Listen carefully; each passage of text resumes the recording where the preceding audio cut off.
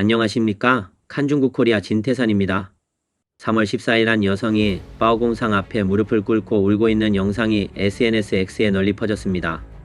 바오공은 옛 중국에서 북송 시대의 인물로 절대적으로 청렴하고 공정하며 그는 왕도 무서워하지 않았다는 이야기가 있습니다. 보도에 따르면 최근 허난 카이펑 바오공 사찰에 새로운 진풍경이 펼쳐졌다고 합니다. 하소연할 곳도 억울함을 풀 곳도 없었던 몇몇 사람들이 바오공 사찰을 찾아가 함께 대성통곡했습니다. 영상 속 여자 사법부패 투사는 글을 올려 자신이 바오공 동상 앞에서 무릎을 꿇고 서럽게 울었던 이유는 야닝성 창 도시안 법원에서 승소했지만 법원이 속임수를 써서 이미 압류한 재산을 풀어줬기 때문이라고 합니다. 며칠 전 그녀는 카이펑에 있는 사촌 집에 갔다가 바오공의 동상을 보고 그의 공평함과 정의를 생각하니 잠시 자신을 주체할 수 없어 바오공의 동상 앞에 무릎을 꿇고 펑펑 울었다고 합니다. 그녀는 우리 가족은 창투 법원에 의해 뿔뿔이 흩어졌습니다. 나는 소송에서 이겼지만 받은 것은 종이 한 장뿐입니다. 시골 여자를 도와줄 사람이 없습니다. 바오공이시여 저를 좀 도와주세요 라고 말하며 이 글을 전파해주는 것이 자신을 돕는 것이라고 말했습니다. 이에 대해 SNS X의 네티즌들은 다음과 같이 뜨거운 반응을 보였습니다.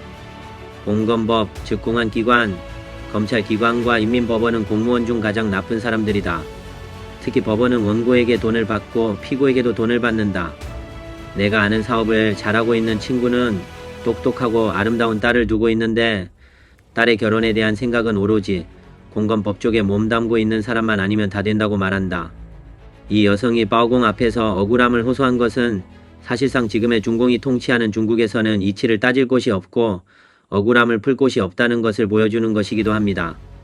일부 네티즌들은 바오공이 새로운 금지어가 될 것 같은 느낌이 온다, 끝났다, 바오공이 외부 세력이 됐다 등 우려를 표시하기도 했습니다. 아니나 다를까 카이펑시 정부는 더 많은 억울한 사람들이 울부짖는 것을 방지하기 위해 보수해야 한다는 명목으로 바오공 사찰의 보수 작업을 개시했고 바오공에 대해 안정 유지를 실시하였습니다. 중국 본토의 불쌍한 민중이 이런 식으로 반항하는 것은 참으로 안타까운 일입니다. 한 네티즌은 바오공이 시간여행을 하여 이 시대로 건너와 이 독특한 풍경을 본다면 반드시 재판을 열어 국민의 억울함을 풀어줄 것이다. 그의 청천삼작두로 얼마나 많은 벼슬아치의 목을 베어야 할지 모르겠다. 또한 베이징에서 중공 정치협상회의와 전국인민 대표대회 양회가 폐막한 후 허난 슈창시에 반공 현수막이 다수 등장했습니다. 앞쪽 현수막에는 항전 20년에 참여한 바 있어 나는 공산당을 두려워하지 않는다. 그들이 나를 죽이려 해도 나는 두려워하지 않고 적의 포화를 향해 전진할 것이라고 쓰여 있습니다.